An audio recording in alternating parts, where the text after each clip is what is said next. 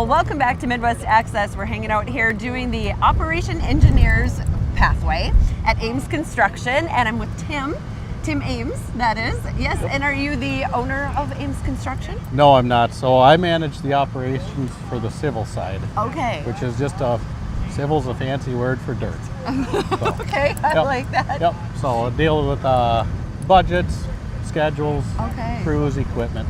Okay. Yeah. And so tell me about this day. How did this partnership come about? How long have you been doing So this? this is our third year now with the 49ers here at the shop. And it started out pretty small, and now we've got 74 students here with their parents that come out here, and it's just a program to get them involved in this industry, see what it's all about, talk to our operators, and just learn the life of this industry. Yeah, so you've got people out here that are currently in these positions, kind of showing them the ropes a little bit, telling them what the career is like.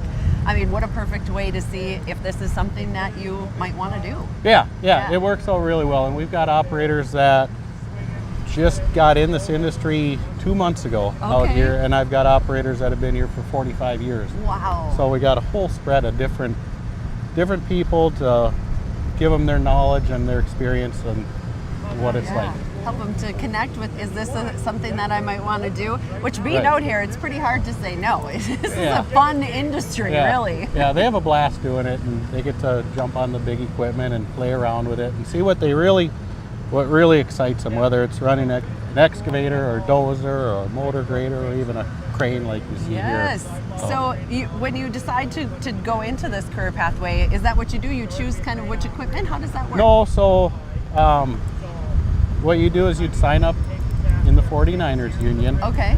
You start in as an apprentice. All right. And then I would bring you on and sit down, talk to you about what really you want to run. Maybe it's an excavator, maybe it's a skid steer, but we start them off something that's not very technical, easy to do, and they kind of work their way up as they get more comfortable. Then we might move them from a skid steer to an excavator or something larger and a little more technical. And it really seems like the training and the support is there in this career pathway, that it doesn't feel like people are just thrown in the deep end. Like, it feels like the training really comes first. Yeah, a lot of training. That's key. If I take a young operator, put them in something real technical, don't train them, they're going to get burned out. They'll frustrated, they'll quit. So we spend a lot of time growing them, and we put them with a mentor that can help them through and grow. That's so great. So I think it's so many careers that you just feel like you didn't get enough training, and you're just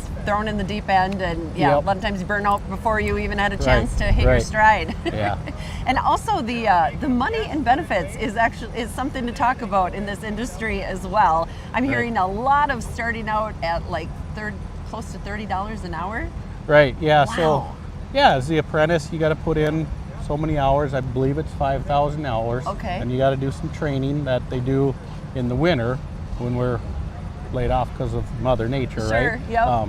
But some get through the apprenticeship after a couple years, and then they're journeymen, and they can make, $42, $44 an hour. Oh my gosh, that's incredible. So we're, wanting to hit that home too. That, I mean, you're looking for a well-paying job. You don't have to go get that 4-year degree and be all in that debt. Right.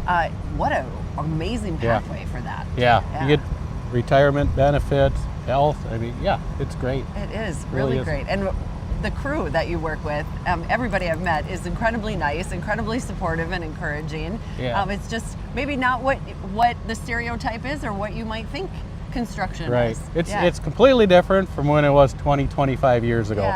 Now it's really family oriented. You're spending more time with your coworkers than you are your family. It's true. So they get that relationship, and they hang out and do things together, and that's pretty cool. It's a lot of fun. It is, and what a great environment to work in. Like you said, we do spend so much time with our coworkers. We may as well have it be enjoyable and have it feel like a family.